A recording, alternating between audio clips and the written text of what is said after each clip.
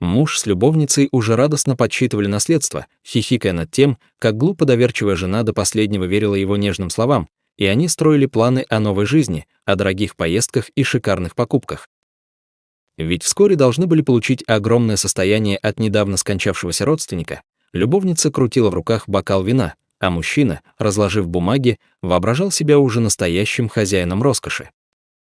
Когда вдруг раздался громкий и настойчивый стук в дверь, будто сама судьба решила напомнить о себе, и в комнате повисла тревожная тишина, нарушаемая лишь их учащенным дыханием, любовница нахмурилась, спросив шепотом: «Кто может прийти в такой поздний час?» Ведь все знали, что дом стоит на отшибе, и никто не осмеливался беспокоить хозяев без причины, но мужчина, собравшись с духом, пошел открывать дверь, уверенный, что это лишь сосед или курьер.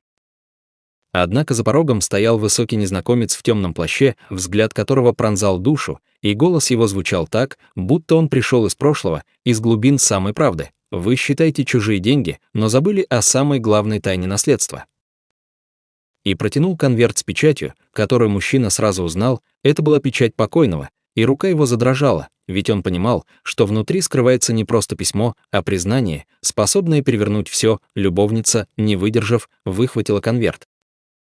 Разорвала его, и изнутри посыпались старые фотографии, письма и документы, доказывающие, что настоящий наследник вовсе не он, а женщина, которую он предал, и его законная жена.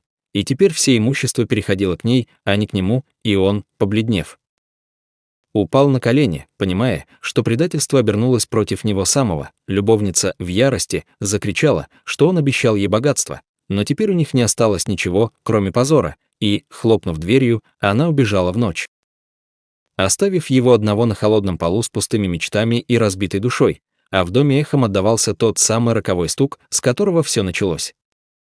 Дорогие друзья, если вам понравилась эта история и вы хотите услышать еще больше таких захватывающих рассказов, обязательно поддержите нас, поставьте лайк и подпишитесь на канал, ведь впереди вас ждет еще много интересного.